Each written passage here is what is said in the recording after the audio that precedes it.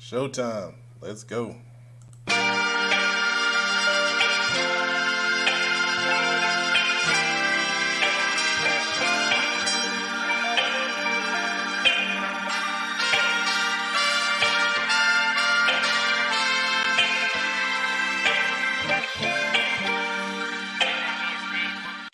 I'm slamming this week is snow tubing.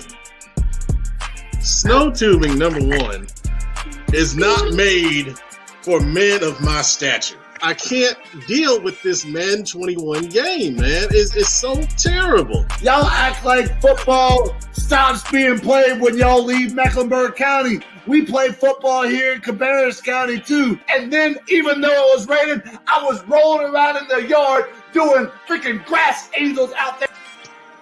Hallelujah! Hey. Oh my God.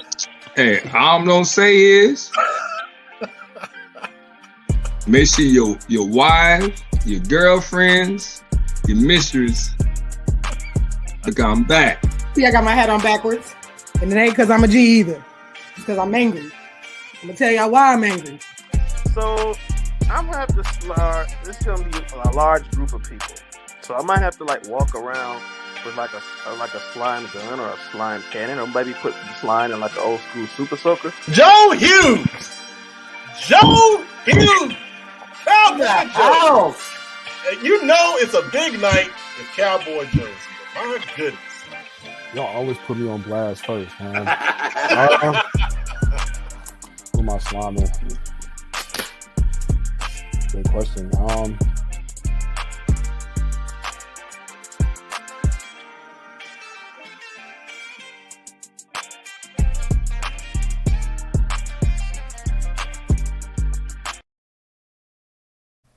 All right, welcome to Football Focus Weekly. It is conference time. We got a lot of stuff to get into tonight. What's up, Mr. Walker? How are you doing, sir? Glad to have you on the show tonight. We're going to lead the show off tonight with a very good head coach who's doing some great work down at South Meck. His name is Joe Evans. We're going to bring him on the show right now. Coach, how we doing tonight? Pat, what's up, man? Thanks for having me.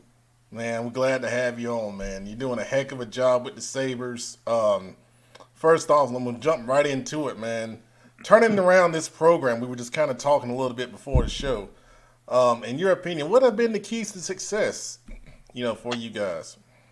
One thing that we pride ourselves on is being really good in the weight room. You think about, buying in the weight room and facing some adversity in the weight room, and you can face adversity on the field. So, real big weight room emphasis. The kids know we're going to lift, and there's not going to be any questions about it. The other part is, we have really good kids. Like, we have really good character kids who, have bought in from day one. And my group of seniors that I have now have really helped me set the expectation for my first year. They've taken it and ran with it. And I can't say enough about, my coaches and my players and all those things, administration all the way down. Absolutely. And, we were talking, I was there year one when you guys were in the weight room and you guys were in there busting it. And I have to credit you, you developed a culture because I walked in there, you got the big saber paw on the ground. And I tell this story to people all the time to ask me about you. I walked in there, I didn't know what the deal was with the paw, but I stepped on the paw and everybody stopped. And they said, "Hey, Pep, you got to do 50 push-ups." And I said, "Guys, if I get down, I'm not getting back up. So please, you did. Yes, give me a break." Yes, you definitely did. But that's a credit to you developing a great culture, over there at South, man. It's awesome. Yeah, it's really good, man. Because it even spills over into my weight training classes. Mm-hmm. I have athletes and non-athletes and students in and out. I teach 3 weightlifting classes during the day, and it spills over into the classes. If anybody walks in the weight room and steps on the paw, like, everybody's on, whether you're there an athlete or not. So it's like it's really about creating that total school culture. And looking at our student section against Cuthbertson the other night, we got a pretty good thing going school culture wise, and credit to my athletic director Jose Garcia, who's really helped me pushed that and done some things to get kids and people out to the game and reaching out to communities and stuff like that. So all that goes into the culture that we're building. So it's been a really good thing to see. And we've worked and worked and worked, and we're going to fight for that culture every day. So it's been a great experience.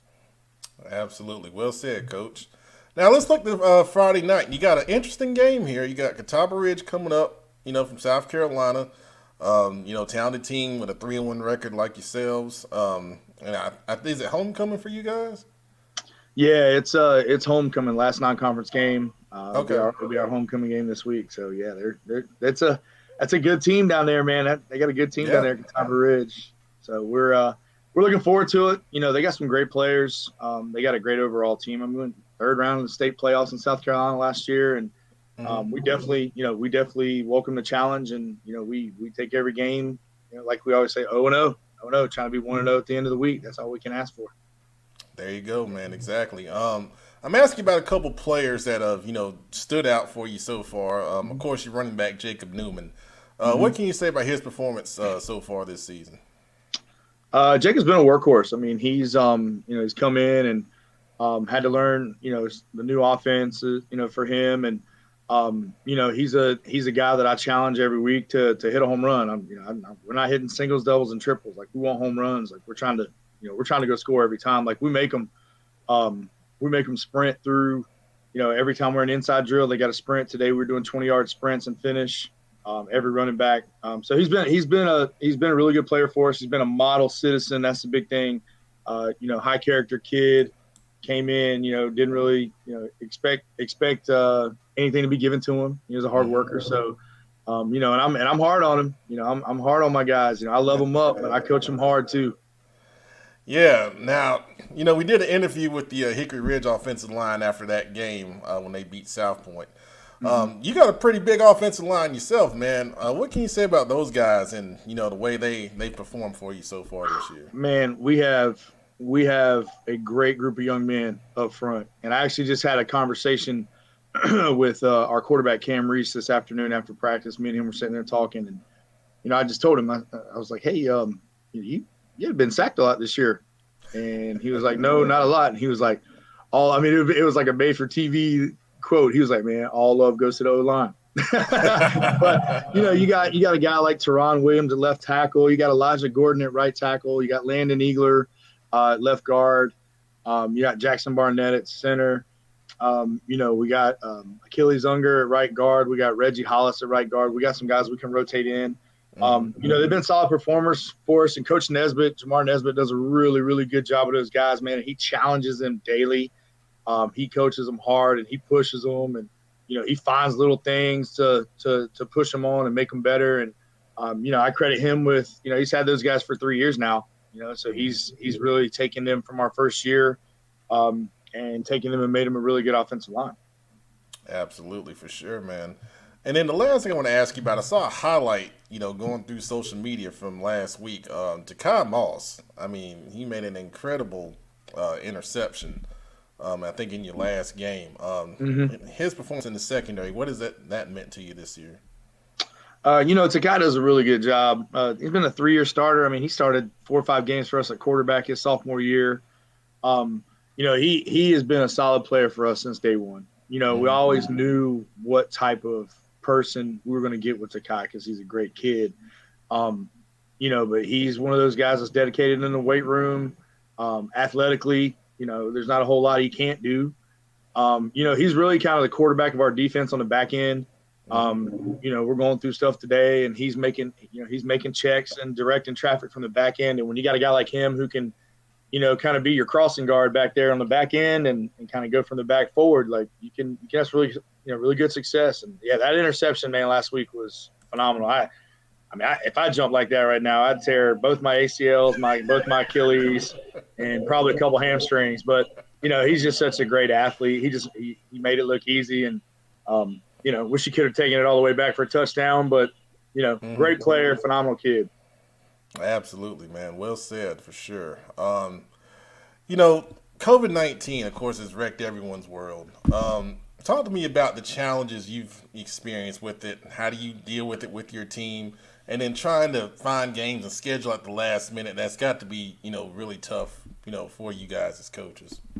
Yeah, I mean, we, like I talk daily with Coach Garcia, our athletic director, and he and I, are on the same page about protocols and about making sure, like, in the weight room, the kids got to have a mask on.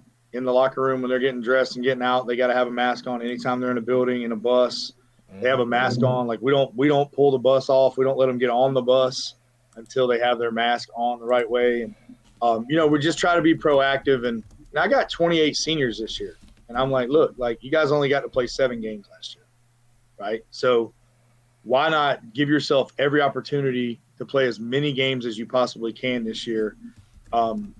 And you got to do those little things. You got to do those things right of wearing your mask and doing that stuff. And, luckily we've been lucky enough to, only have a couple situations that we've had to deal with. And they were, some minor things and hadn't cost us any games. We hadn't had to try to, schedule or have to reschedule or anything like that. I mean, it's you got to keep an open mind though. I mean, because you never know with everything going on, what's going to happen. So, we've been flexible. We've, been prepared. If we got to make adjustments, we make adjustments. And I'm very open with my kids about, look, if we got to be flexible and make adjustments, that's just what we're going to do. It's like, we're not going to fight against it. We're not going to question why or anything like that, because that's just going to waste time and it's going to keep us from being prepared. So, we try to be proactive and keep these guys kind of away from each other and keep masks on and, do the little things like that. And the guys have done a really good job with it. Well said, Coach. Very good. Coach, we're going to bring on our former retired coach who just came back into coaching 7 and 8 year olds, so he really ain't retired. But Kenneth McClamrock, our resident expert, is going to come on and ask you a question or two. Okay. That's the 1-0 7 and 8 year olds flag football coach, Pat. Hey, Coach Evans, man, thank you so much for being on. Here's something I do want to say to you first. When you coach as long as we have a lot of mutual friends, and every person who I've ever heard speak about you speaks extremely highly of you. So I just want to put that out there, man. Kudos for not only doing the right things on the field, but also you're doing the right things in other areas as well. Because you mentioned fighting for your culture. I mean, it was just a few years ago that South Meck was 0-11, and here you guys out 3-1. You're scoring over 30 points a game. You're giving up 8 or 9 points a game. Coach, you talked about the weight room and not step on the ball. Coach, I want to know another story over the last couple of years at South Meck that was kind of an example of your kids buying in, a success story, not football related necessarily, not a win for sure. Mm-hmm. But what's an example of a kid where you were just like, man, that kid could have went another way maybe, but you're able to pull him in, or that team could have given up when I was being hard on him in the weight room? Yeah. So I got two. One is from my first year when we went 0-11. We didn't have kids quit that year. And we focused on positives and, building on those positives, and we coached up any of the negatives, and we kind of, focused on the positives more than anything. Well, then we get to senior night, right? It's the last game of the season. There's zero chance we're going to the playoffs because we're 0-10. So I was trying to scheme up plays all week, whether it was fake punts or certain things on offense or whatever, to try to get as many seniors in the end zone as possible, right? So we have Bryson Nesbit, who's obviously at North Carolina playing now. He was a junior then. And I went to Bryson and I said, hey, look, this play right here, we're going to try to get Luke Fisher, who was, one of our seniors. He played tight end. He didn't play a whole lot, but he was one of our absolute best kids. And I went to Bryson and I said, look, you're going to be a decoy on this play. Everybody's going to follow you, but Luke's going to be successful because of you being a decoy. And he was like, all right, coach, let's go. What do I got to do? Right. And you're 0-10, and arguably you're the best player in our conference. Bryson is doing anything and everything he can to help a teammate be successful. And we actually ran a play where Bryson ran a corner route in the red zone, and Luke, we ran like a Y leak. So we ran like a throwback. Luke leaked out to the backside, quarterback rolled right, threw back across his body, and Luke caught a touchdown on senior night. Right. So Bryson was more excited about Luke being successful than he was worried about his own success. So that's the first one. The second one was last year after we lost to Providence. we're standing out there on the field, and we're 0-3, lost 14 straight games, right? And my senior now, Panos Burlos, Panos, we're out there talking to the team after the game, and we are standing there, and Panos goes up and pulls the whole team together right there in front of the scoreboard at Providence and just starts preaching them. I mean, just giving it to them, not negative, but he was like, we're better than this, like just getting after them. And I told the coaches, I was like, back up. Just everybody back up. And they kind of looked at me, and I was like, this is them taking ownership.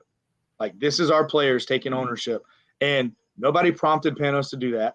Nobody pushed him to do that. He took it upon himself as a player on the team and somebody who had bought into the program to pull all his teammates together and talk to him. And it was basically a players-only meeting right there behind the goalpost at Providence in front of the scoreboard that we had just lost on that field. And that was them taking ownership, right? So you always say as a coach, you want your kids to take ownership. You want your kids to take ownership, and you preach it to them. And, a coach ran program is good, but a player ran program can be unstoppable. That was the moment that our season last year really kind of took off. And it was when they took ownership. And that's the two moments for me. And there's more, but that's the two moments for me that really, really stuck out for our guys, kind of taking that next step and turning the program and getting the ship turned around. So that was something that just, as a coach, man, coach, you've been there.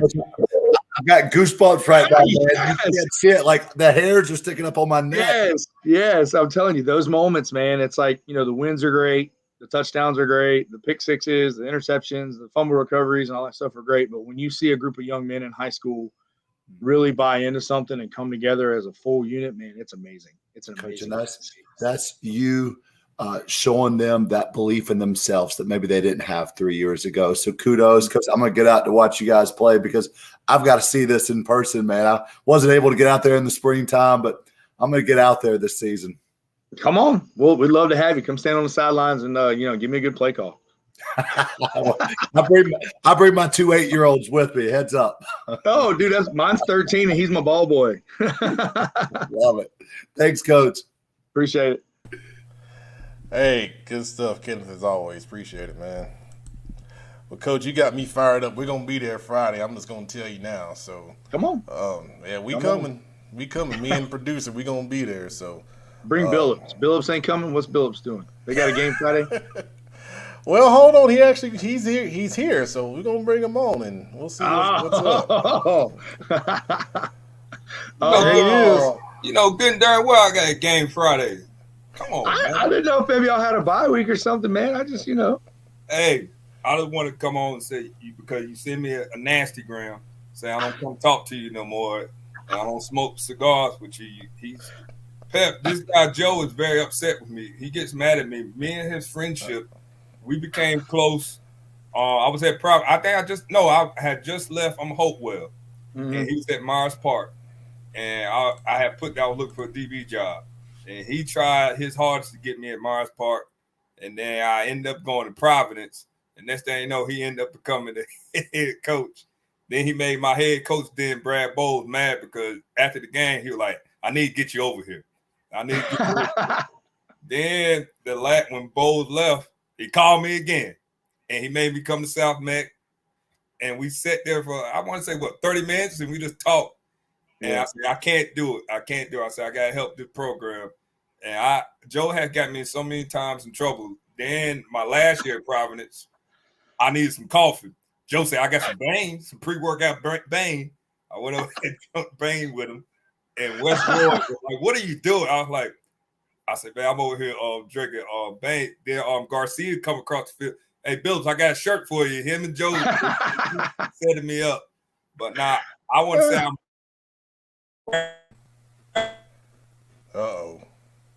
Uh-oh. Got that? You got Wi-Fi cutting out. Yeah, he got the AOL dial-up disc still. He got to get that new version. But anyways, man, my last question for you, Coach. You've obviously put some good players in college over the years. Most recently, Bryson Nesbit up at North Carolina and some other guys.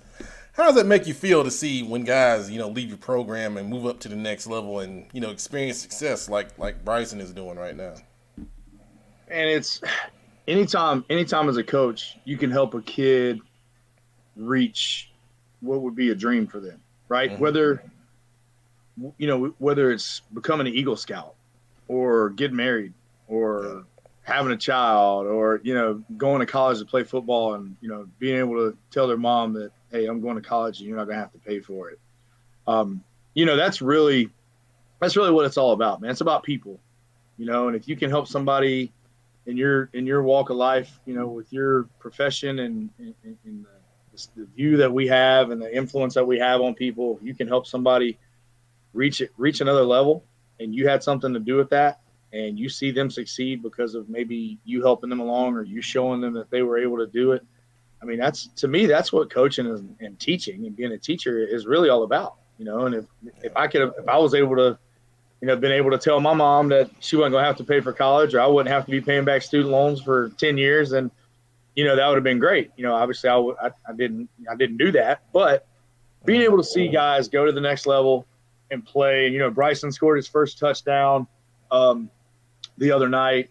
And it's crazy because when he scored, like everybody started texting me and sending me clips of it. And, when you have players that are successful and go to the next level, man, it's an amazing thing to see because, the hard work that they put in under your tutelage, really paid off. It's great. Absolutely, man. Well said. And, we're glad to see him doing so well up there. And we're glad to see, the South Meck program doing so well under your leadership, Coach. And, Yes, sir. Once again, I want to appreciate you for coming on tonight. And, we'll see you Friday, man. All right. We'll see you guys Friday. All right. Go Sabres. Absolutely. There it is. Thank you, Coach. See you guys. All right, man. All right. That was South Meck Sabres head coach Joe Evans doing a great job with that Sabre program. We got a couple of nice comments right here. Miss Burlows, Coach Evans talked about Panos, and this is Panos' mom. What Coach Evans has done for the boys, the leadership and the love is why that stuff happens. Absolutely, well said, Miss Burlows. Chris Hagler, sounds like South Meck has a good person and coach. Definitely agree with that. Terrence Losh, Coach Evans and South Meck have a top flight trainer. Eric Rogers is top notch. I've seen some stuff, that he's posting on social media, and I've seen him in action, and, I definitely agree with that. So, we appreciate, everyone coming on the show and leaving those comments. I just want to scroll up, make sure that I didn't miss any. Oh, Mr. Jermaine Moss, that's my dog, so, that's good stuff right there. Then we had, Mr. Billups, who was also on the show commenting, double duty. Very smart DB. We've seen him of course, up close at a couple of our CFI camps where he's done very well. And I'm glad to see that coming to fruition during the season as well. All right. So now we got the crew here. So we're going to bring them on. Of course, you guys have saw the engine already. What's up? What's up, Pep? The Queen is here. What's going on? What's up, Queen? We'll see if the illustrious has fixed his AOL dial-up issue. I don't have AOL dial-up. In my daughter's room on my laptop, and my Wi-Fi box is all in the back, so that's why. All right, no excuses. Just give me results. All right, Producer. Remember when you were talking like a robot a couple of weeks ago? Guys don't like ugly. Well, I fixed my problem, so there you go. Good evening, and, and for the second week in a row, is he becoming a regular? Big Shelby. You gotta send me an invite if you want me to be a regular, man. Are you in your bed? Yeah. Hey, some people have long practices, Hey, I just got off the practice field. I got my feet up. I'm just chilling, man. That's all, man. Well, good stuff. I'm glad to have all you guys on the show tonight. Can I just say, since we got Coach Webb here, real talk, man, I know that Shelby and all the social media mess and stuff, Coach Webb's defensive line Friday night played one of the most complete games I've ever seen a group play, especially against a 5A South Carolina powerhouse, man. Number 8 and number 9 are dudes. They are dudes. And they played hard. There was a big reason why Shelby, the momentum swing, and it was because of the defensive front, man. They were applying the pressure that allowed those 2 pick sixes. So, Coach Webb, man, shout out. I appreciate it, man. We should have won the game after we watched the film. A lot of mental mistakes that we made. So, That's how I know you're a good coach, man. you know, we got to keep it PG right now. Well, Webb, our star commenter now, Joe Hughes, has a message for you. Pay your light bill. We know that he's not working because he's typing too much time. I know, man. So, Come on, Joe. The camera still works over there, right? You need a camera? Come on, man. All right, anyways, we got to get down to business. All right, so for those of you that may not know, and there's probably a lot of you that aren't aware, we have a new way to qualify for the playoffs this year. And I'm going to tell you right now. Okay. I guess Big Shelby already know they're going to be in the playoffs anyway, so we ain't going to worry about that. But, yeah, we're going to put this on the screen. This is interesting. So if you're not aware, you're going to have to sit down and take some notes because we're going to have to figure this out together. So now we know why the state's not doing anything. They got to pay all these mathematicians to figure out this playoff schedule. We'll figure out the algorithm, man. Oh. Yes.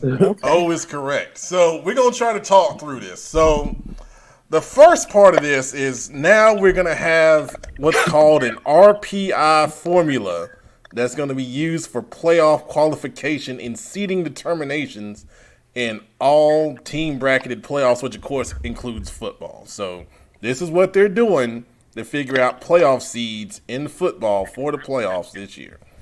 All right.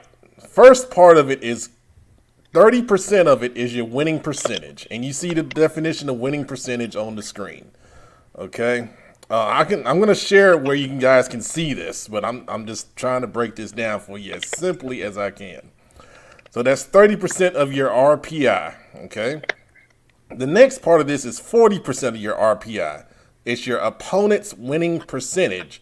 So, of course, in common sense terms, this means the better teams you play, the better off your percentage is going to be. And which is why Shelby loss to South Point is a huge win for the playoffs purposes. Way better than playing some 0-10 1A school. Right. So there are some teams that may have some gaudy records out here, but they're not playing anybody. So that's going to hurt them when it comes to this seeding process. And that's the biggest part of the process. So then the third part of this is your opponent's winning percentage. Yes, that is accurate.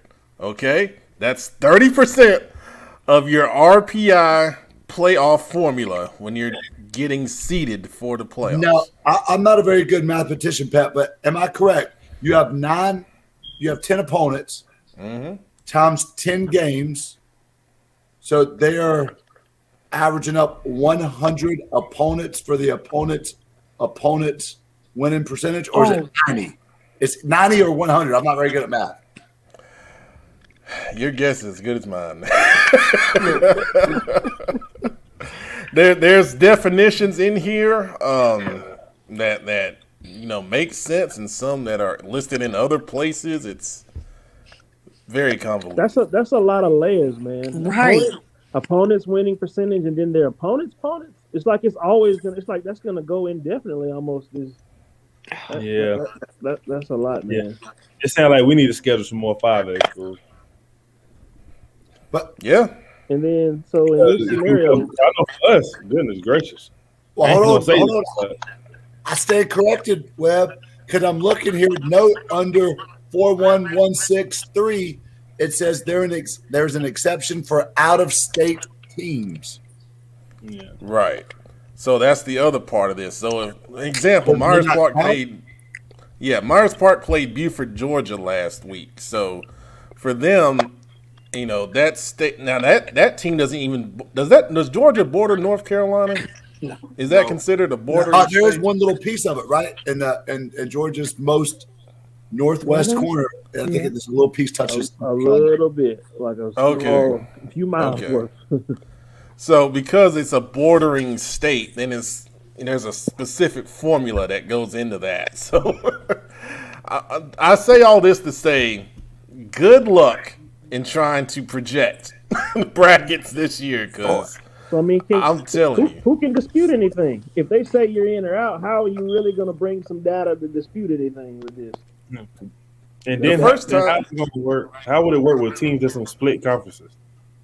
well, now the seeding process is still the same. So if you finish in the top ranking of a split conference, you'll be seeded with the number 1 seeds overall. So when it comes down to it, you're qualifying for the playoffs is still first or second in the conference, and then first if you're in a split. You got to be the first place team in that split. So the best example for us locally is West Charlotte and West Meck. Right. If basically when West Charlotte and West Meck play next week, the winner of that game is pretty much going to the playoffs. Because they're the only 2 3A teams in that conference. And I'll tell you, a few years ago, it was a running joke. It was us and West Meck. I say us, I say Harding and West Meck. I think we were 1-9, and West Meck was 2-8. We played the last game of the season to see who was going to be the number 1 seed out of that conference. And I laugh about it now, but we treated that like it was the championship game, boy. But that's the craziness you get with split conferences. But so this is the first part of this, because there's more. Believe it or not. So I'm going to go to the next page on this thing.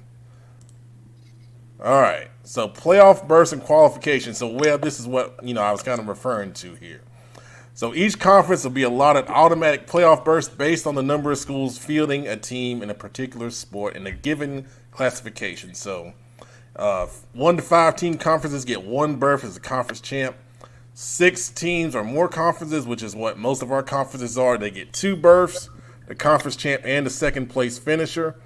And then there's the split conference explanation. Highest finishing team from a given classification in split conference will automatically qualify regardless of overall conference finish, provided there are at least 2 schools from each classification in that split conference. So that's your split conference answer right there. And then any remaining non-automatic qualifying teams in each region will fill the remaining berths based solely on their RPI rating. So there you go.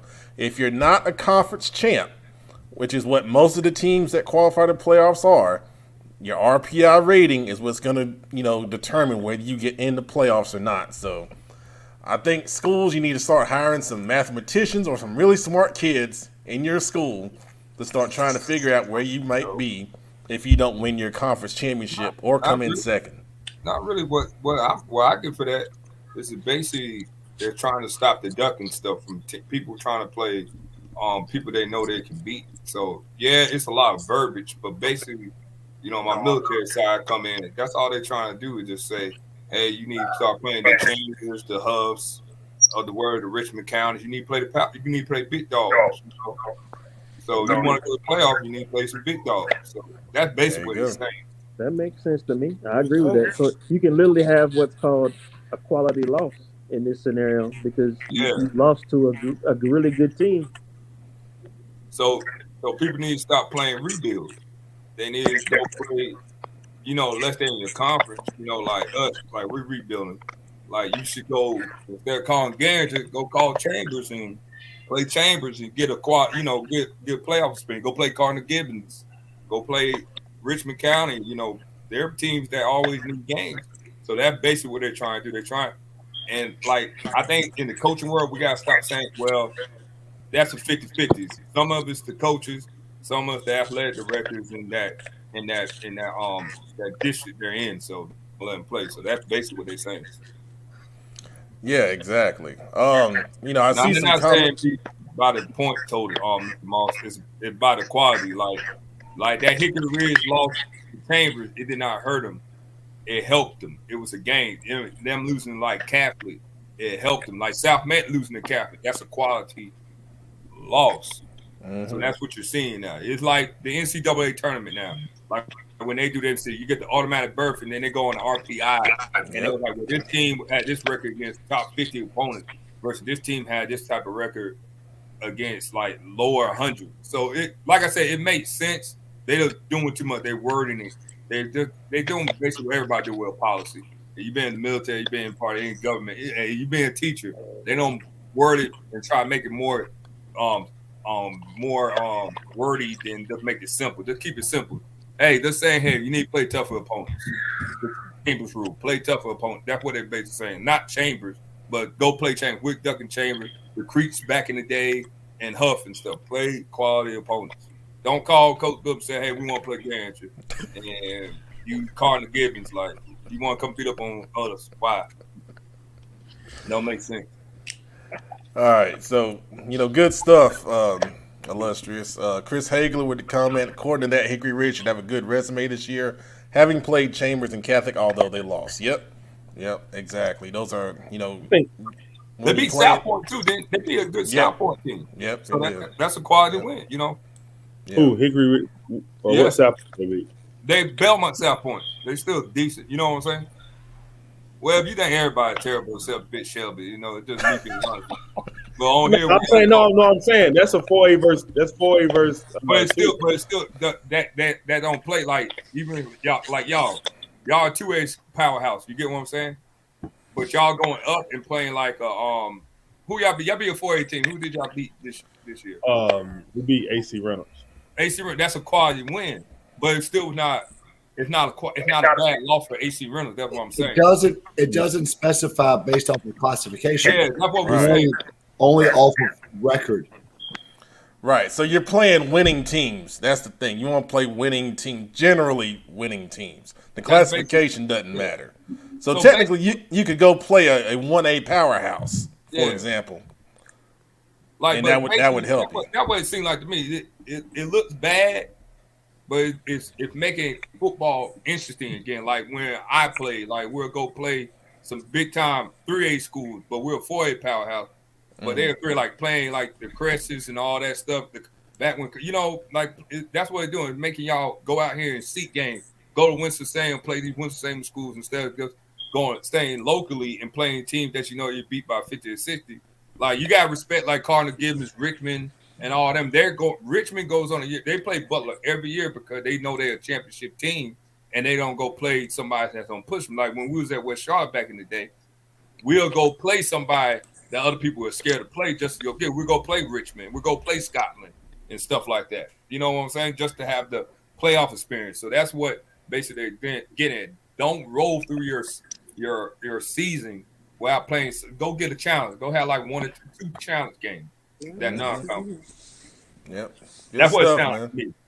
Good stuff. And of course, this is something we're going to have to revisit as conference play goes on, and we'll have to try to figure out if you're going to be a qualifier by a conference champion or finishing second in the league, or you go into that wild card where the RPI really gets. You basically want to win them conference. This stuff probably apply down 3, 4, and 5. Well, the RPI still applies when you're even seeding the conference champions. The conference champions. Because we got it seeded. You got it seeded. Yeah. So basically, they don't want like what happened. Like you got a Chambers team that went undefeated where they lost 1 game. But that 1 year when they like Huck, they end up playing Chambers right back. You know what I'm saying? It probably don't stop seeing the big games that you want to see in the 3rd and 4th round early. You get what I'm saying? So it might be a great game, guys. It might be. You know what I'm saying? Yeah. And then, you look at this, something like this would have helped Lake Norman last year. Yes, they played in the IMEC, and they played all those tough teams that would have been having a higher, winning percentage and opponent's winning percentage. But yeah, they probably would have got in under this system last year. Even them had to play Hopewell, West Charlotte, and North last year. We had to play. Creek was still decent. They were decent. They ain't making playoffs, but they still play high quality. We all was in there, so our winning percentage was up. So yes, I agree. And that don't help that conference now because you still got Uff and Chambers. You got 2 high quality games, and North is right there. West Charlotte, they're 2-0. They're right there.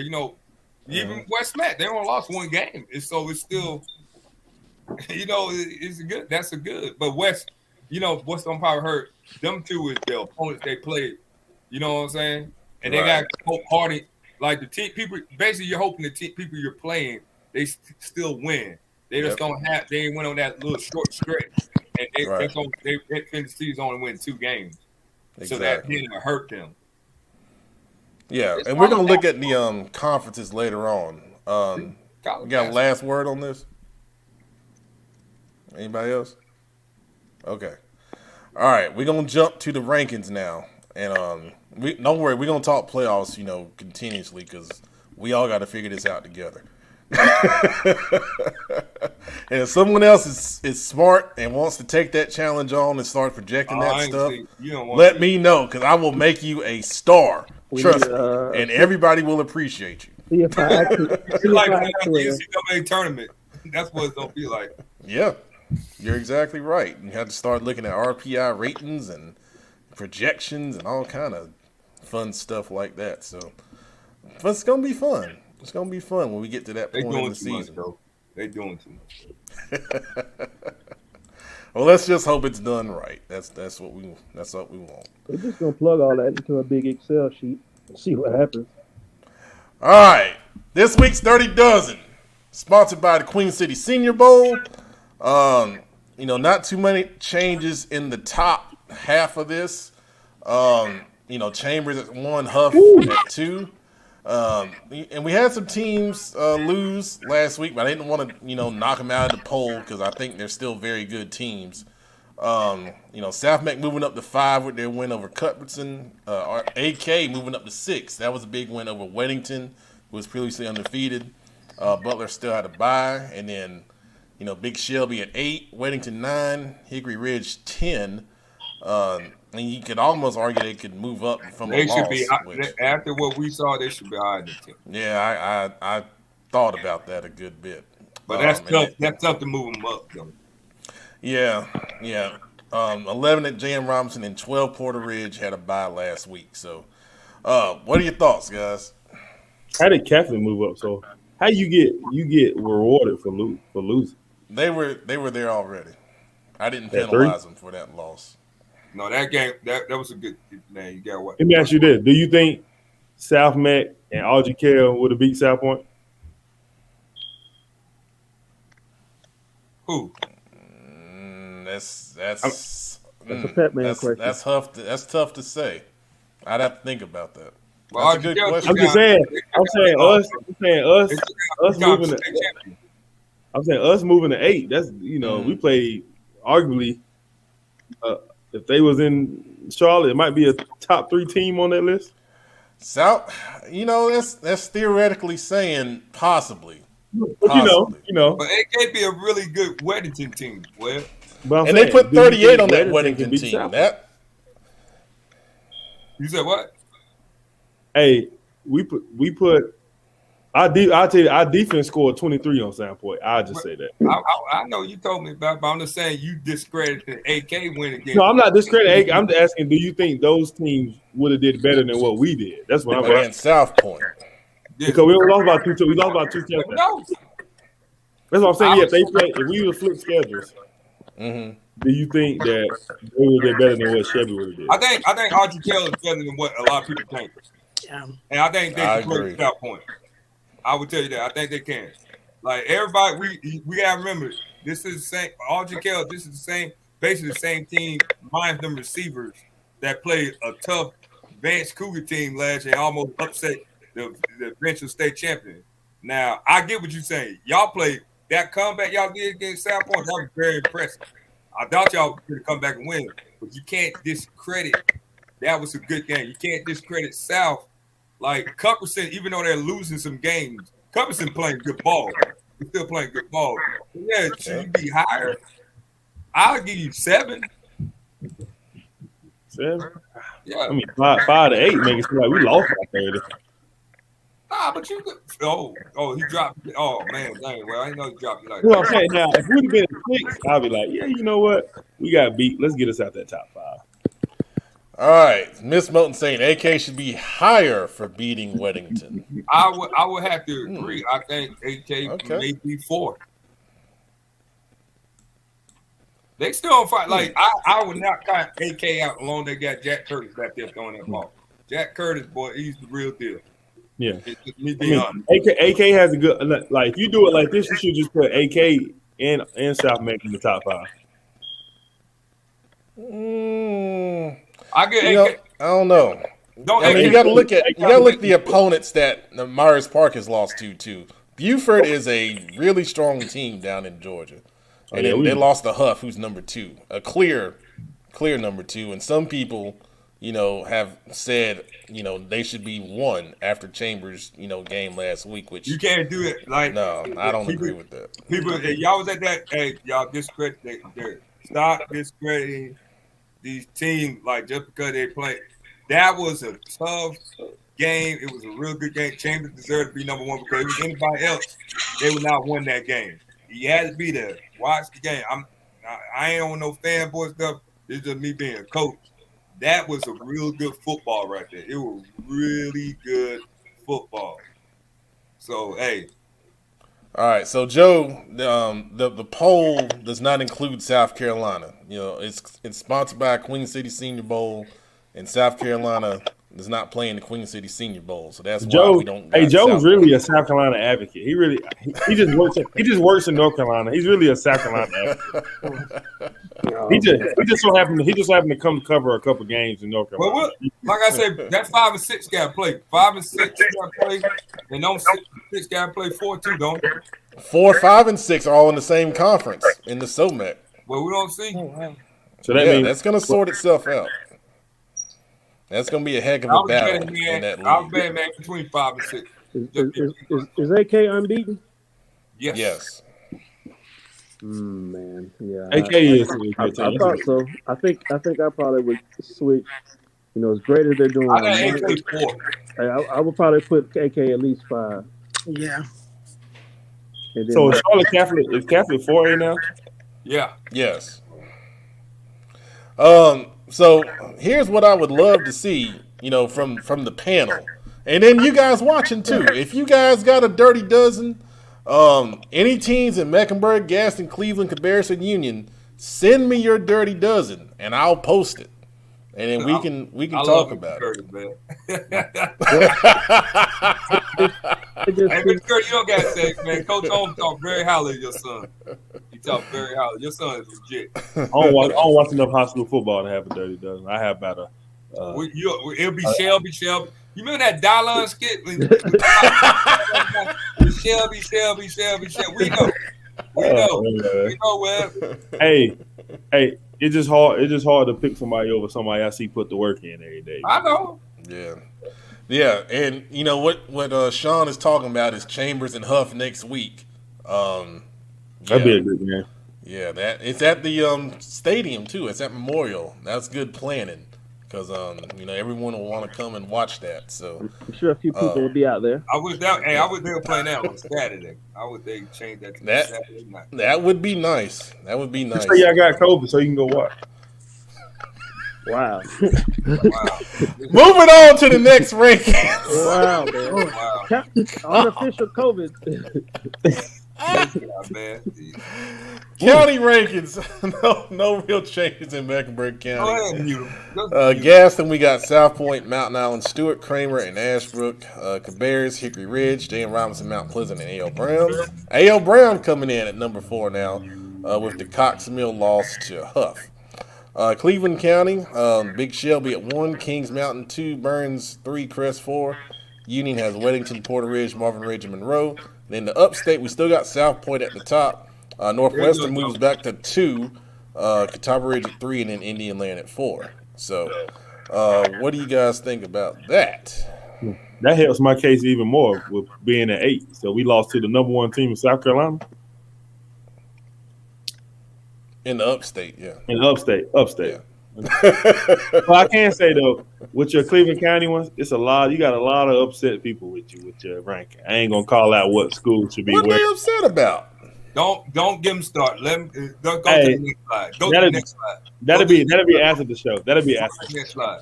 That's I know what you're talking about because I talk to Webb every day. I already know who he's talking about. And that's why he over there looking around. I'll be curious to hear that story. You know who it is. Everybody know who it is. Like you can sit here and look at it and you tell. Well, being petty. Next slide. Look.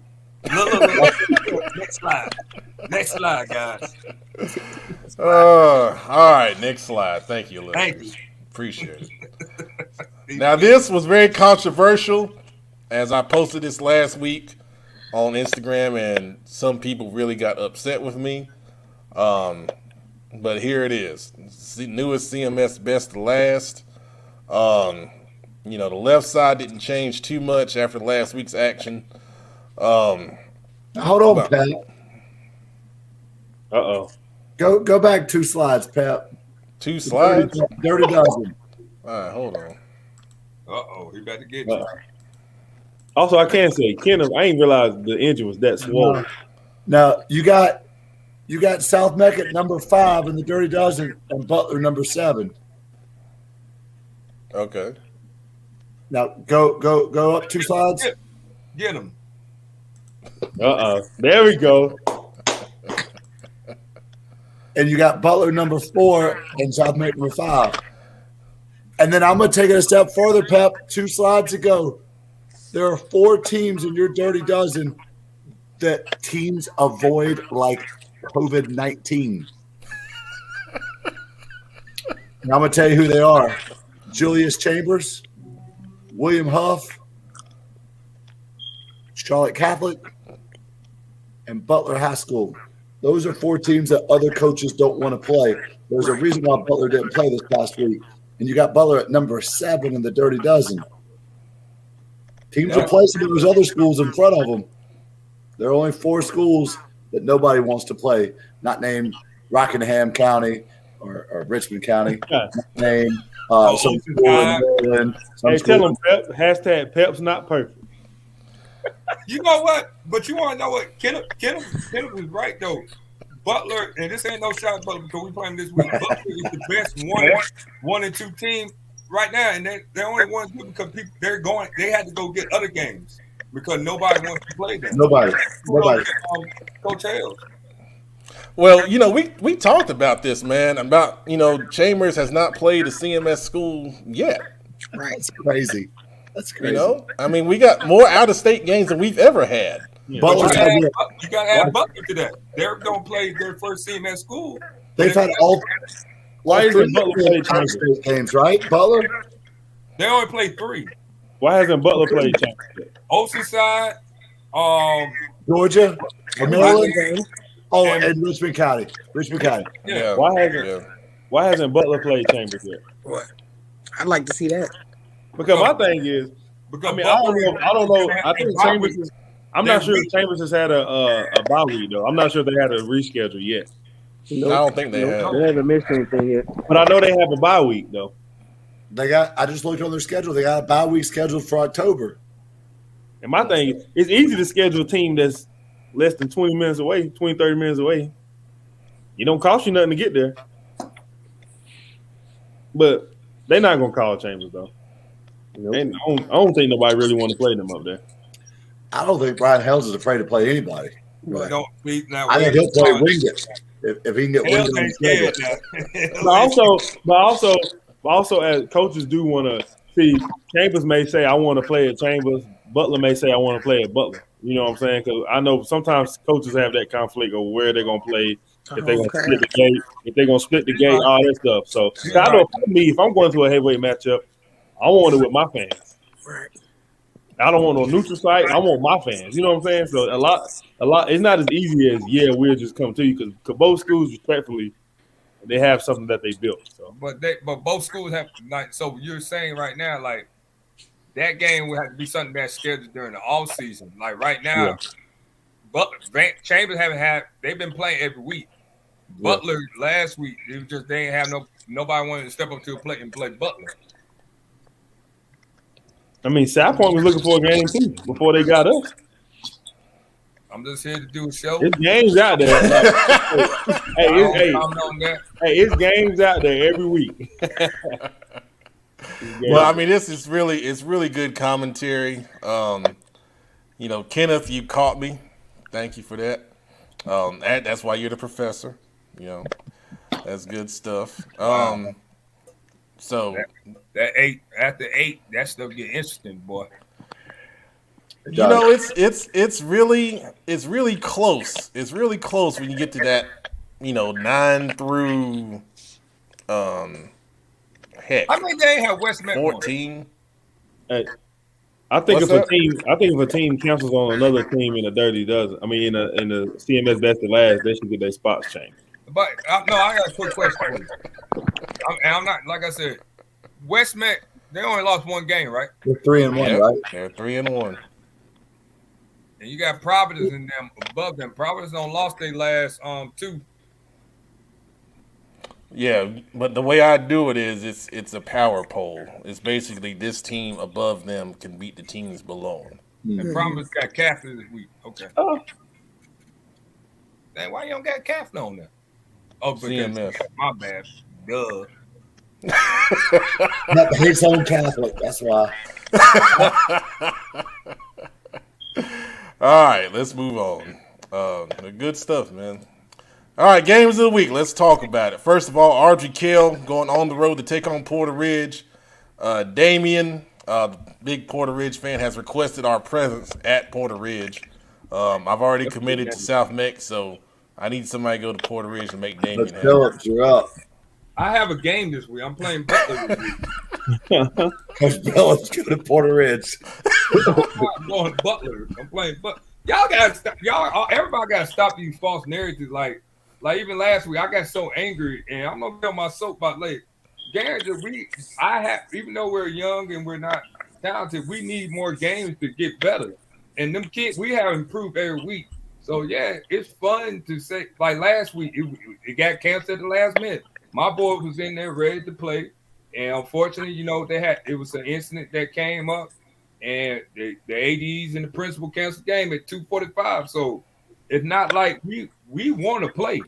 And yes, we might get beat big, but we're gonna learn a lesson. We're gonna get better at playing football. That's why I coach football, to get better at football. So no, I will be at Butler for their homecoming, getting my young Wildcats ready to play ball. Next question. Boom. All right, Damian Jackson says, "No worries, I'll be there for you." So, guys, if you don't make it to Porter Ridge, Damian's got us covered. So, Damian, tag me in them updates on Twitter, and we'll keep those out there. But you look at RGK coming off a big win over Weddington, putting up 38 points on Weddington is pretty dang on impressive. Absolutely, and I did not project that. I said it was going to be a low-scoring defensive game, but boy, I was wrong. Good gracious. But, obviously contrasting styles, RGK will spread it out, and, the talented quarterback, Jack Curtis, is finding some new targets this year and connecting on those guys really well. In Porter Ridge, we all know with the triple option from Gunn, all the challenges that presents in this game. So, big thing, I said it on Between the Lines yesterday. Porter Ridge is establishing their run game, and they're able to get first downs and chew up the clock. Obviously, it's going to give them a better chance to win. If RGK is getting them 3 and out off the field, forcing Porter Ridge to throw the ball in third and long situations, favors them for sure. What do you guys think? I'm really interested about this. Interested in this game. If nobody's going to call this one, I will volunteer myself to go out there. Yeah, because it looks like it's going to be a good one. I want to see what RGK is going to do. They've been, shutting some doors on some people so far this season. So I want to see what they do out here. I know with that, like with the Crest and Ashburn game, I know Crest is starting to find their way with what they want to do now offensively, and I know. With Ashbrook, with my guys Zeke and Darius James over there, I know they're chomping at the bit just to keep playing and playing. So I think that'd be a good game. Normally, Crest and Ashbrook is always kind of a rivalry type situation normally. So I feel like that'll be one of the good games. And I hope Stuart Kramer is ready to get cut when they play South Point, because that's all South Point do with that wing T, baby. Coach Webb, that was a very good take, but we was on RGK and Porter Ridge. We haven't worked down there yet. Hey, listen. Hold up, Webb. You see the bullet points. You work one bullet point. Go to the next bullet point, then go to the next one. So man, look, we don't be paying attention to RGK and Porter Ridge. For RGK and Porter Ridge.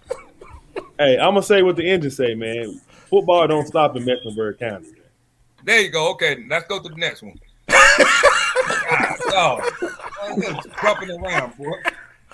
Well, Queen, if you're going to Porter Ridge, Mr. Curtis says he'll be in one of the end zones. Stop by and say hello. So there you go. And Damien, hey, make sure Queen is taken care of, please. We don't want to have a repeat of what happened last time we went to Union Kenneth Camp. got treated at South Point, promised a meal, him and his family, and Coach Webb just left a man out there starving.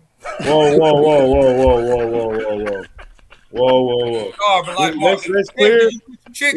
Let's clear things up.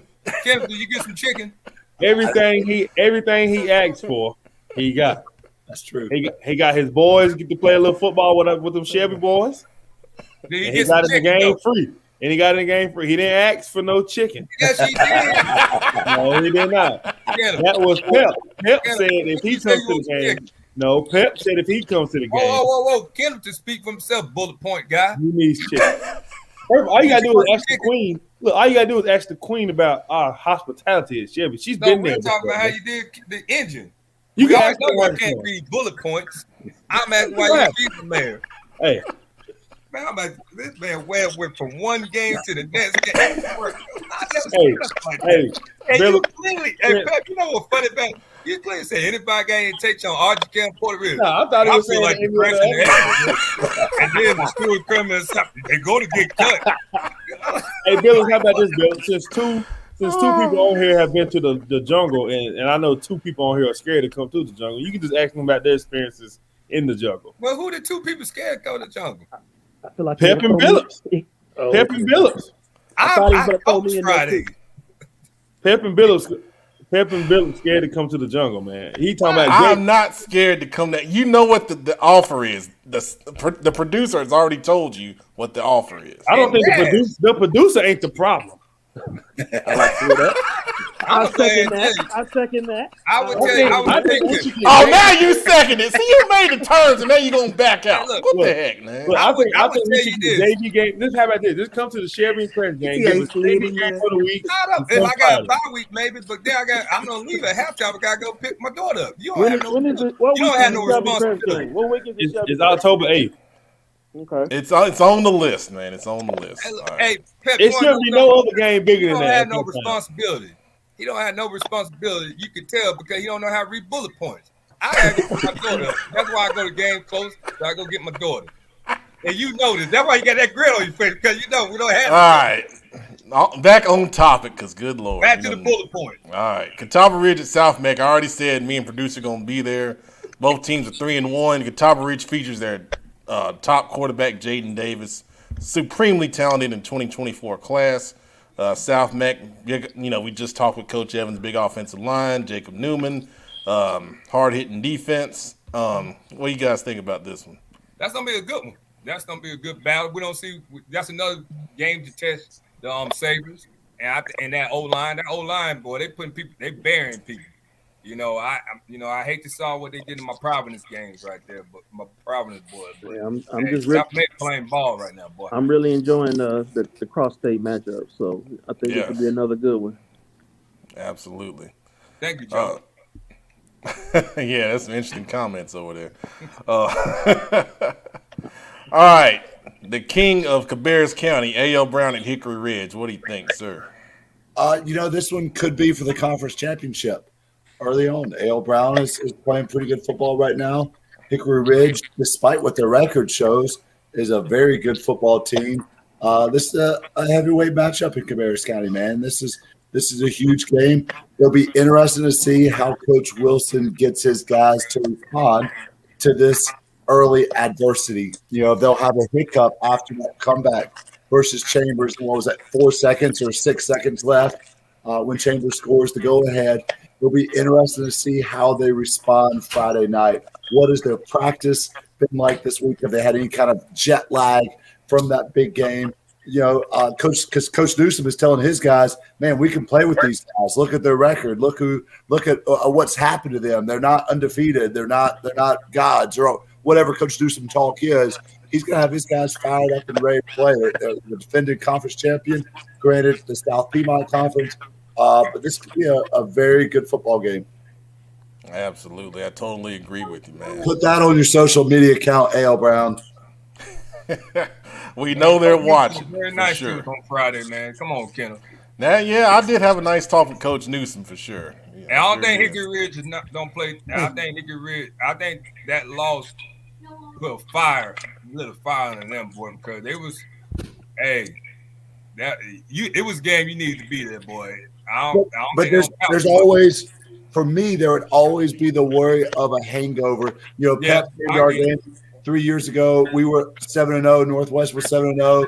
We were rolling, and Northwest took us to the dog shed the second half. And even though we played Concord the next week and we beat them pretty good, there was a hangover from that game because our guys had all this energy and excitement that was crushed. It's hard to recover from that.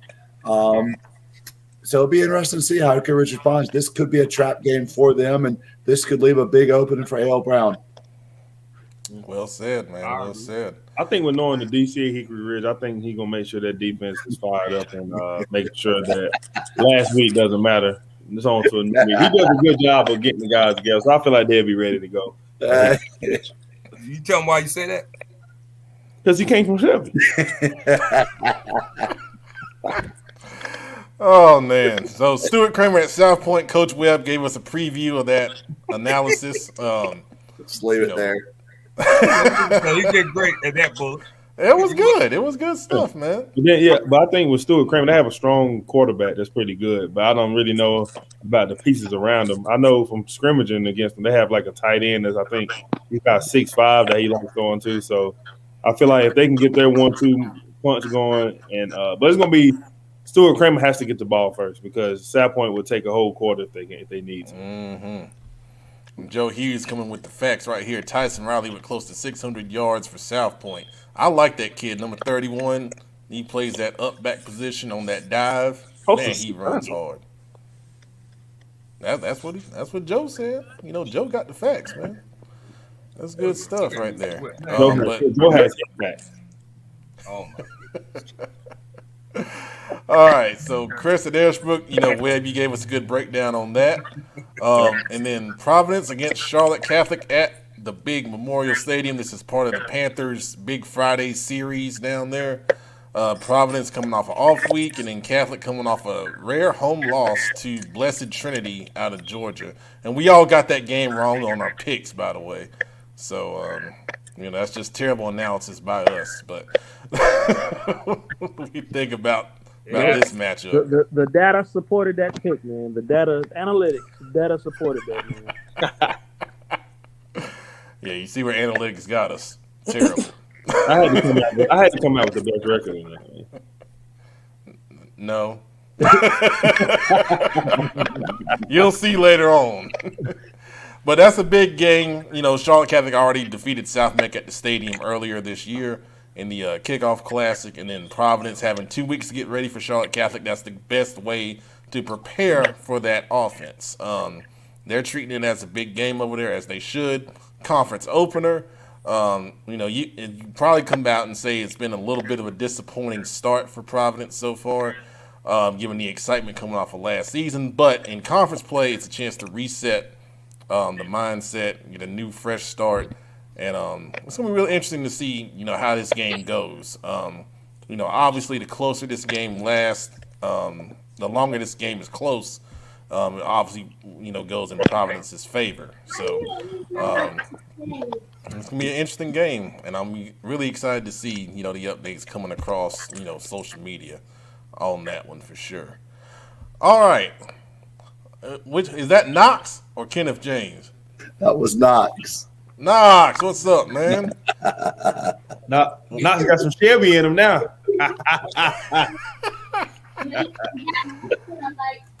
All right, good stuff, man. All right, so the predictions last week, no winner of the week or loser of the week. We had myself, Illustrious, and producer go 4-2, and then the Engine and Webb at 3-3. Why do I gotta be third? What? It's all a tie for first, sir. Nah, man. Yeah, why you gotta be first? Hold on, Phil. What games did you get? What games did you get right? We all agreed on the same game. I should be one. No, I was the only one that picked AK. I need a replay. Nah, because Pep, who all you picked, Pep? You said Charlotte Capital was gonna lose. Yeah, I did. Did you? You said we was gonna lose, then. Yep. So what two did you get wrong? What two did I get wrong? I had to go back and look. No, Yo, so you said I do this, and I watched the segment when I. You said I was going for Shelby. I'm just want to know why I'm not first. I think Pep Why was you got to be first? I think Pep was I need an independent auditor to go back through. Well, when you find the same mathematician to do these playoff rankings, they can come do our audit for the I could have predictions. sworn Pep said I was going with Shelby. I think Pep lying to get No, over. I did not. He. I most certainly said South Point. I don't like being third. The engine said the big S, so that's where he got I wrong. said the mighty S. No. Anyway, I no was gonna winner say, of the don't week. worry, I'm here this week, so I'll be in last, I'm sure. So that'll give everybody a chance to be in a place. Wow. All right. Hey, Independence got their first win though. Yes, they did. Woo! Yes, they did. Oh man. So, anyways, I need a recount. controversy I did it. aside, let's take a You look said my at this fault week's was gonna games. win, man. You said my fault was gonna win. I got that wrong. You're correct. Just that too. We need to recount, Engine. We need to recount, man. I'm starting to think Pep getting over on us. I am not. Trust me, I've already been loser of the week, so I'm not getting up on anybody. This week's games.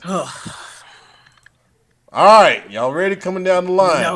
No. What kind of games are these? Read the slide first, man. What kind of games are these, man? Yeah. Exactly. Damn, So man. This is a high we had degree been going of with the games of the week, but I said no. It's conference time. We got to step it up. So we stepping it up this week. Way to step it up with these picks. Good. You daggone right. I don't know if I want to pick that. Well, you're going to pick anyway. So come down the line. Parkwood at Piedmont, Engine. Yeah, I don't think Parkwood's played but one game, but he's a friend of the show, so I'm going TG and Parkwood. Illustrious.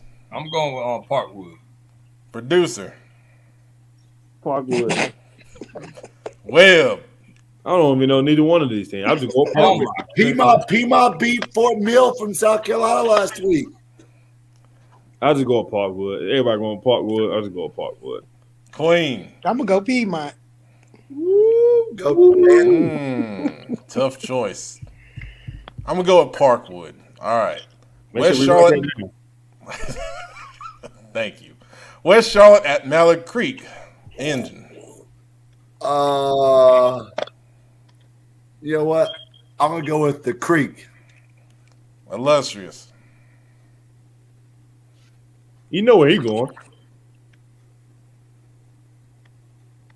His computer froze. Did the dial-up get him again? Yeah, I know he live from McDonald's.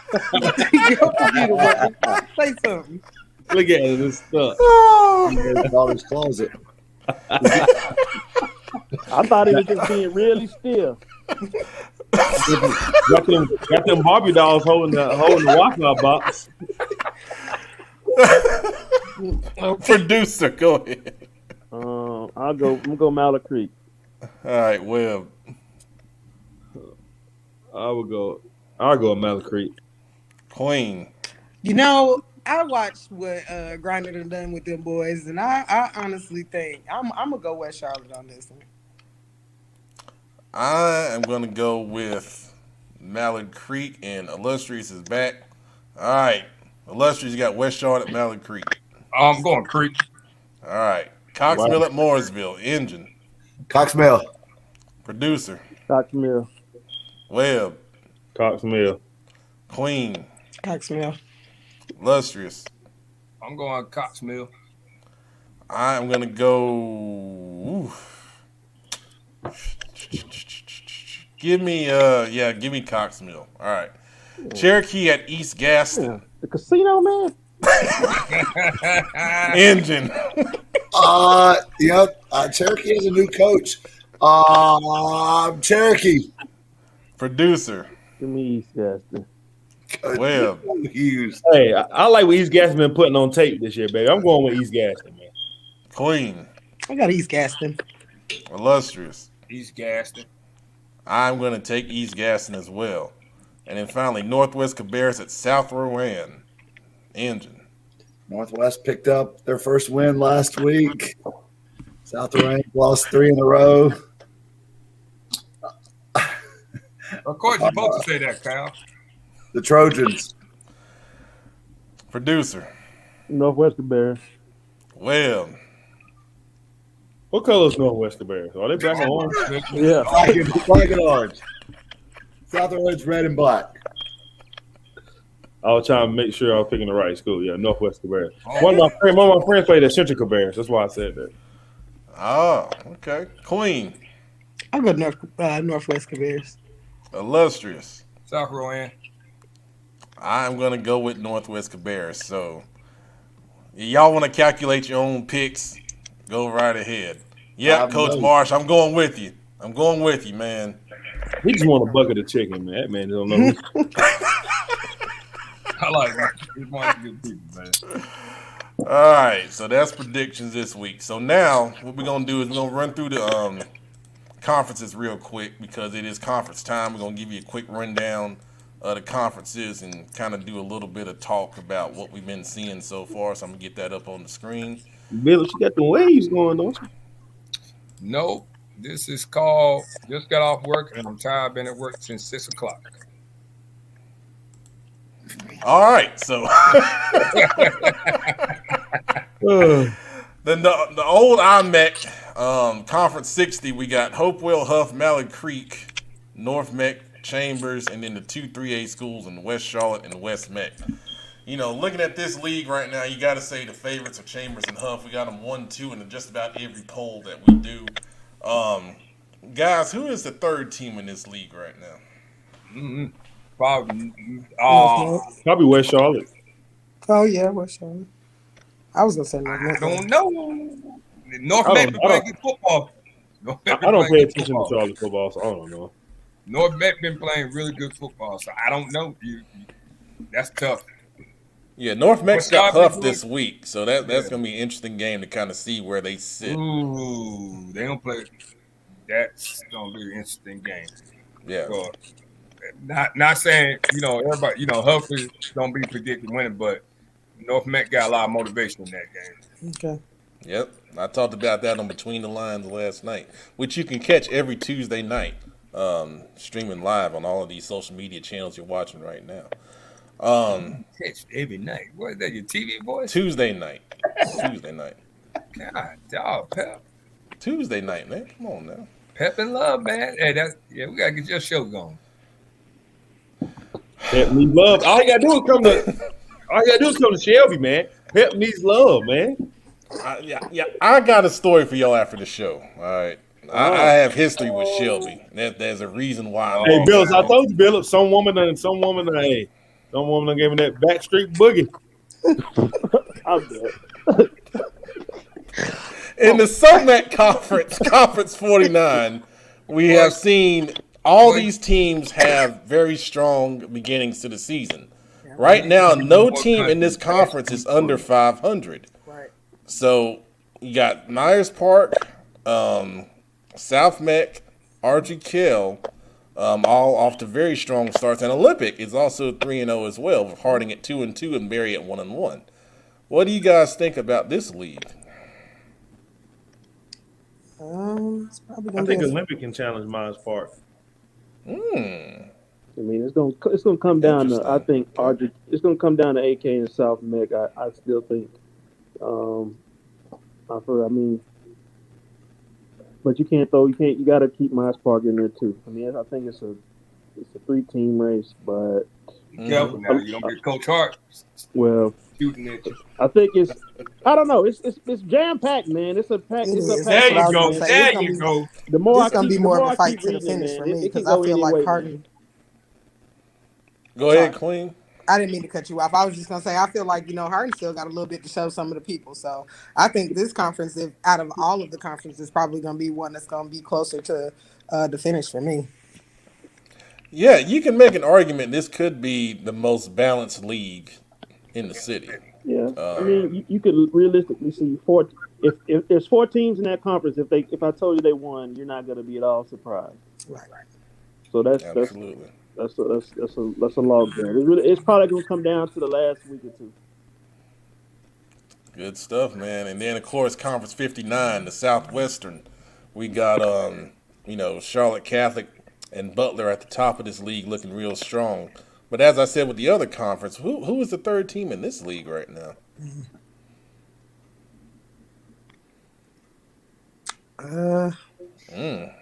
Silence. Calculating. Well, because I mean, I've seen Independence play their last 3 games, and they only just came out this last week, and kind of gave it to Hopewell. But I mean, you also talking about a Hopewell team that was without their head coach, had a lot of adversity to face just overall. So I don't really know. I mean, it was a good win for them. I'll give them that, but I don't know if I would put them at 3 yet. So I don't really know for that conference. All right. Good stuff, man.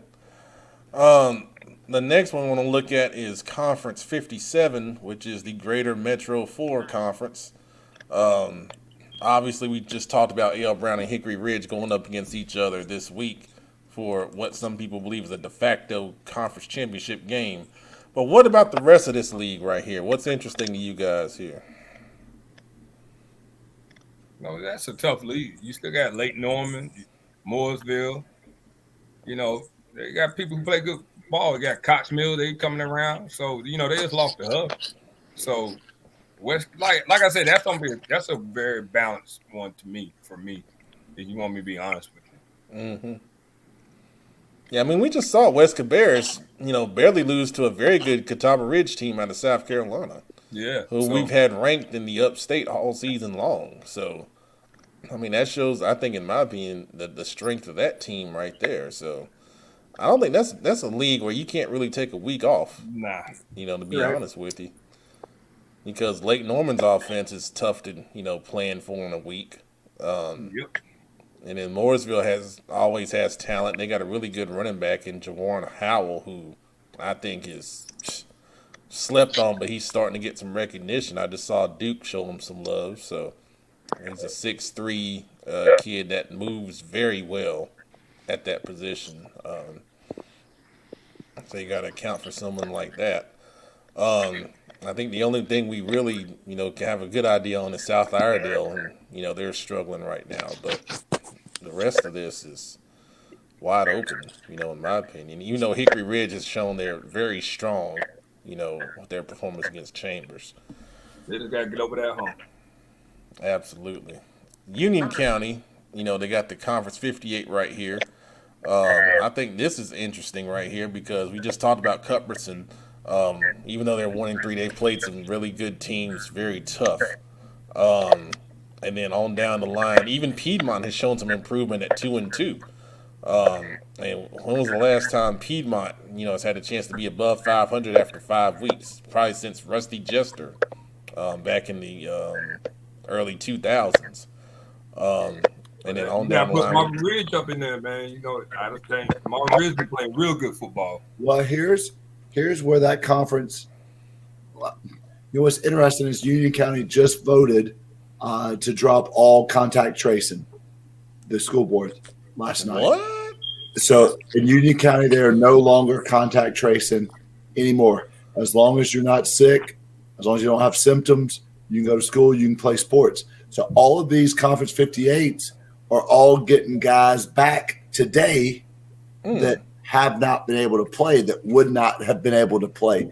For example, they're going to be the lone conference right now. Great, they're all playing each other because they're all Union County schools, but they're going to be the lone conference that is a true full team, as close to a normal season as possible, because all those kids who have been on quarantine are no longer.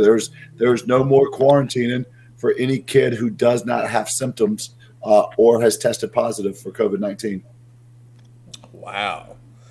I think I saw some social media stuff about that where I think, Kenneth, you were talking with somebody talking about, if they have to reschedule a game, would they schedule a Union County school for that reason? There is some talk that maybe potentially CMS is not going to allow their schools to play Union County. Wow. You imagine that in the playoffs. You know, if Right. I'm a championship caliber coach and I've got a Union County team on my schedule, because of the fairness factor, I may not want to play those guys. Boy. Wow. Boy. Wow, that's going to be, oof. Oh, Lord, if we cross that bridge, man, you talking about some fireworks. I mean, I'm just saying, like, how do you expect? So you just expect some people to come play y'all, and if y'all not even trying to, I don't know, that's too much for me. But there are two counties. Union County last night voted for this, and Lincoln County at 7:57 this morning voted to get rid of all contact That's tracing. freaking crazy. Wow. And Orange County almost suspended athletics last night. I know, yeah. I mean, it's The great news is we have the North Carolina High School Athletic Association to provide governance and leadership. Oh Lord. I knew that was coming. Woo, interesting times, boy. Interesting times indeed. All right. Let's do one more conference before we get to the slime. Let's see here. We'll go down to 3A. 3A. Oh, we got to get Joe Hughes. Well, let's do 2 because we got another Cabarrus Rowan over there. All right, Conference 50. I don't need to do Big Shelby's conference web because I already know y'all gonna win it. So Yeah, just make yourself some time. Conference 50 with Ashbrook, Crest, Forest View, and on down the line. You look at this conference first glance, you think about the Cleveland County dominance. Is anyone, outside of South Point, can anyone challenge, that Cleveland County Crest Kings Mountain group or South Point for that matter?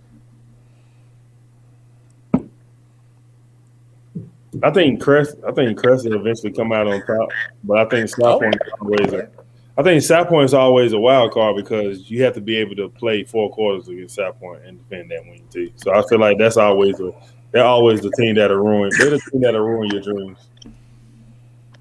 Yeah, because I mean, just it's kind of like playing Catholic, preparing for that offense. It's hard to do in such a short period of time. But they are actually, watching them against Hickory Ridge, I almost felt like the toss was a pass for them. I mean, they completed one pass, and it was a halfback pass for a touchdown. And then the other time they tried to pass was another halfback pass that got intercepted. And I think they tried to throw 2 other ones. So well, that's a lot for them to be passing like that because some games they won't even pass the ball if you give them what they want. Like they won't pass, like they'll run the ball 60 times. Wow, yeah, that's something else, man. I think that's right. good between those Crest and South Point.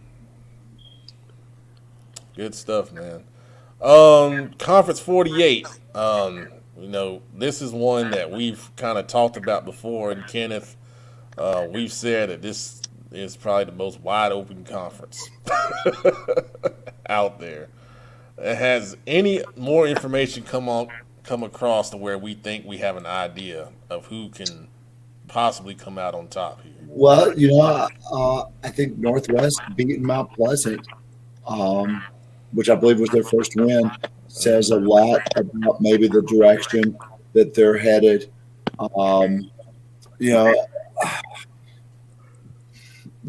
There's a lot of parity in this league. It sounds like Clarkson played well versus Sam Robinson. They were able to hold them in check. They're running, I believe, a wing T look this year, which is a little bit different for them, at least recently with Coach Crosby.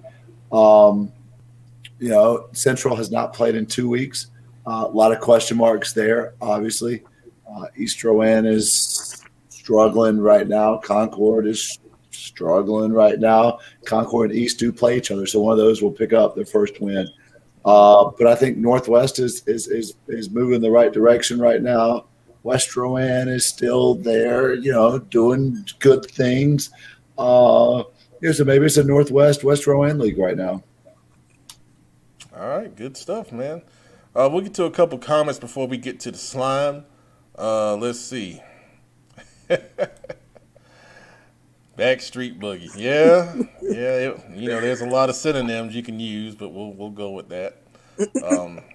We'll talk about that off air. We have to. Let's see. Scott Curtis saying AK is the favorite in that conference. Couldn't resist. Well, all right. I can hear you on that one. Miss Moten saying CMS might not let our teams play Union County. JV play today, but Friday is a long way away. Any decision can be made by then. So. Isn't it crazy how far away Fridays are from us on Wednesday nights this year? Fridays seem like they forever away. I'm telling you, man. I'm telling you. And Shakia Daresal, a new name to the show. Thank you for watching. We must have said something that made you laugh. So probably that Backstreet Boogie. Oh, okay. Well, there you go. All right. Well, thank you for your support, Shakia. It's always good to see new names watching the show and commenting. We appreciate everyone that watches the show.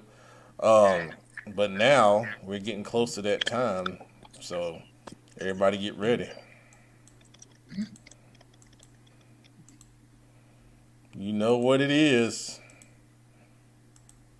It's slime time with Kenneth.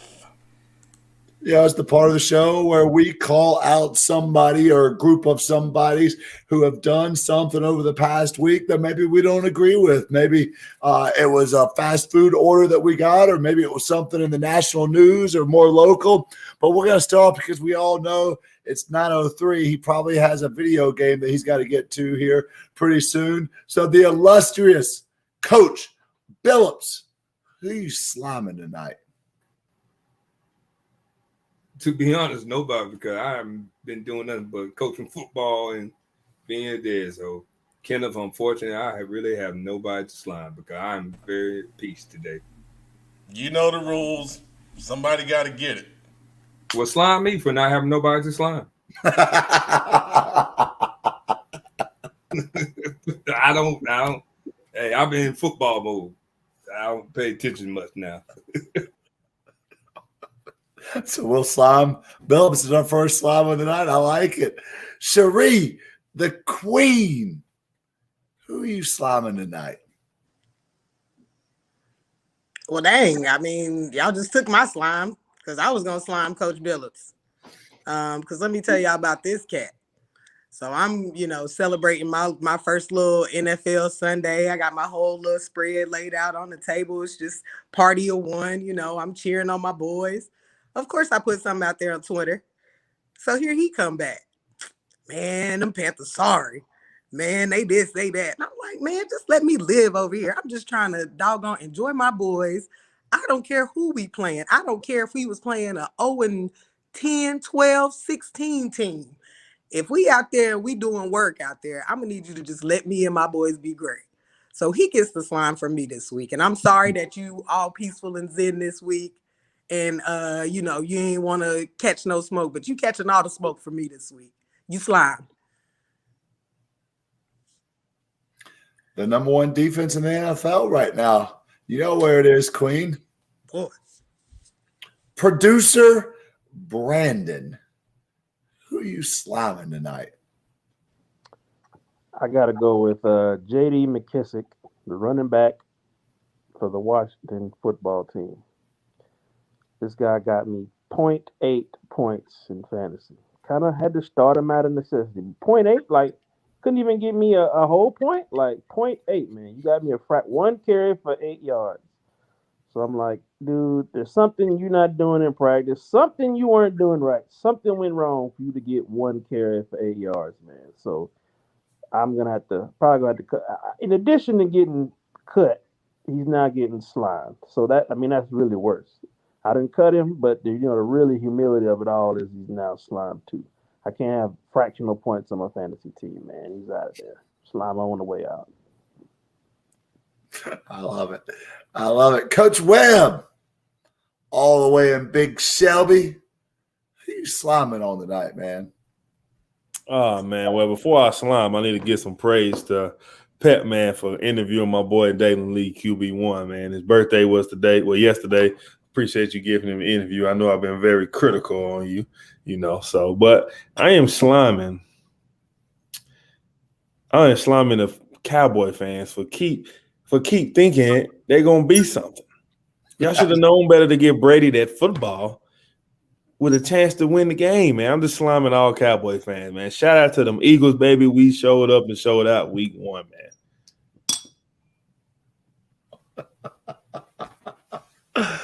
Oh, Pat, he's slamming tonight.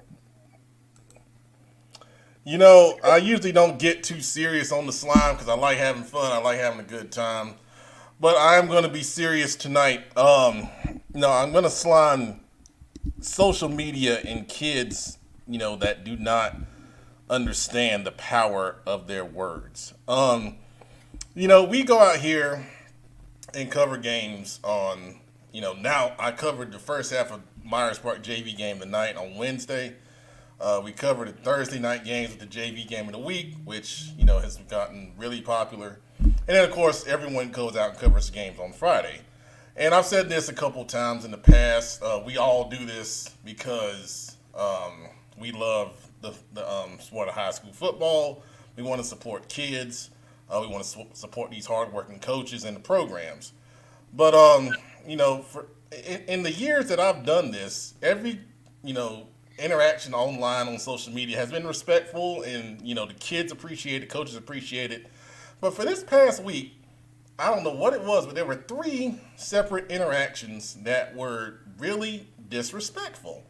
And, words roll off my back pretty strong. I really, kind of do this, to, really help kids and exposure and all that kind of stuff. But, at some point, you got to realize as a kid and a young man, what you put out there on social media is not just seen by your friends. It's not just seen by, your family, your teammates, things like that. If you have aspirations to be somebody in college and play on the next level, if you want to go get a job somewhere, you got to realize the power and impact of what you put out there in the eyes that can see it. I'm not saying this because, I feel disrespected or any of our guys feel disrespected for what they do. But just think before you send. Because when you send something these days, it's out there permanently. And we've seen several cases throughout the years where social media has gotten people in trouble. It's gotten people fired. You lose scholarships. All kind of things can, just be negatively impacted by what you post on social media. Think about the fact of people that know people. And when you're on the line and you're sitting there deciding, should this kid get into this all-star game or not? And you think back to an interaction that's seen on social media and say, hey, nah, he ain't got it. He didn't have the right mindset. He didn't have the right personality. He doesn't respect people that, can do things for him, So keep all that stuff in mind when you interact on social media, especially with anything that we put out there, because I'm telling you, a lot of people watch it, a lot of people see it, and there's long memories out here, and you don't want to ruin something that could be special for you from trying to have a moment, so to speak, on social media. So just keep that in mind. All right, think about that, guys. Thanks, Kenneth.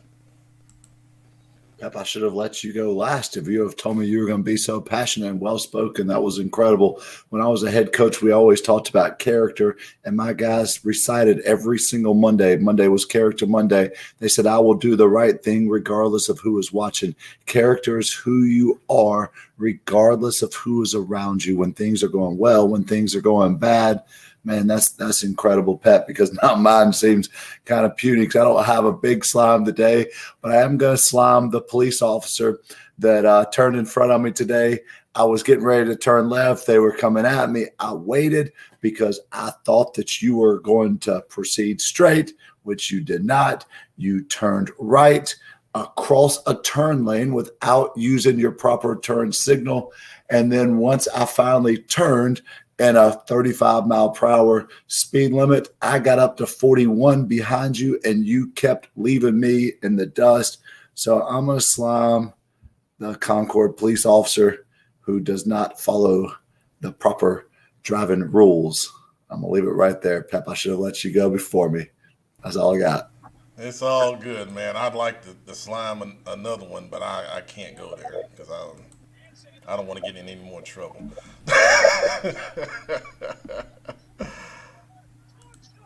Reggie Lee, I have not announced the JV game of the week yet, man. I have not announced it yet. Pep, we just talked about this, right? Come on, man. We just talked about this, Pep. How you gonna slime me for something I ain't even decided yet? And this the crazy thing, Pep.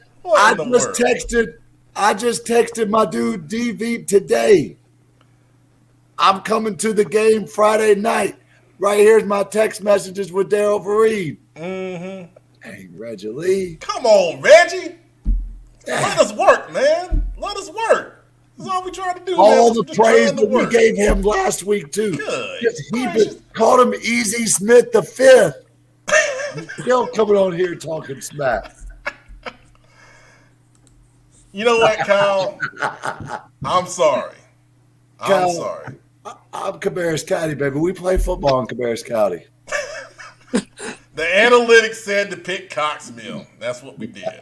You know what? The analytics screwed us last week, but we stick by analytics because that's what Football Focus Weekly does. We stick by the numbers.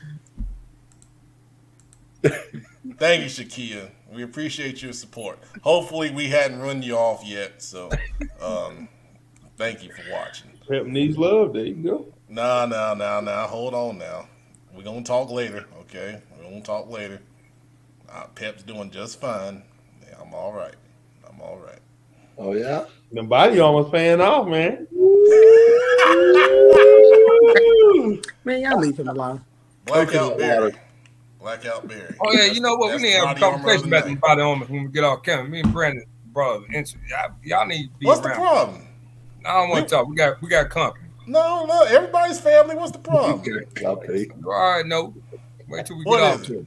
We got body armor at the house. All you got to do is come by the house, get your body. Nah, that ain't how it works. Yeah, he keep trying to get me body armor. I told him if he ever tried to See? give me a strawberry banana one, but he gave me fruit punch. It was good. Thank you, Sheree. I want my case. You want what? My case of body armor that you say you got over there. You and Robert Washington. We got abundance of body armor. I had 2 We cases. do. We do have some. I better see some at my address. I better say my address. No, you got to come over here and get it. No, I I don't. got his address if anybody need it. There you go. Okay. Stick to the bullet point. Can't stick to the bullet point. Talking about some Backstreet Boogaloo. Like, this is gracious country, boy. Well, I thought producer was coming back. But see, now y'all got Shakia laughing at me because y'all trying to do this She not reality laughing show. at That, you. She not laughing at you. She laughing with you. Hey, look. Is that the case? Hey, look Okay. at Robert, the island. Okay. As soon as I'll bet you send me some body armor. mentioned, That's where the body armor is. It's at the island. Hey, That's why cuz, it's can I on get there. some body armor, cuz, man? All you got to do is go to the island and put your order in. That's all you got to do, man. Just put your order in. Guys, let's go. It was a wonderful show tonight. Thank y'all for watching. Now Bills is the new host. So good night, everybody. Thank you for watching, Shakia. Appreciate it. Oh, why just a kid get a shout out? Why can't nobody else get a shout out? Because she had the last comment. That's the tradition. The last comment gets the special good night. No, the last comment was the island. No, it wasn't. She posted that. So there you go. Okay. All right. Really bullet points. It all makes sense. Thank you, Kia. That's my All homegirl, made- Kia. Thank you. It all Good night, everybody. Good gracious. Jesus.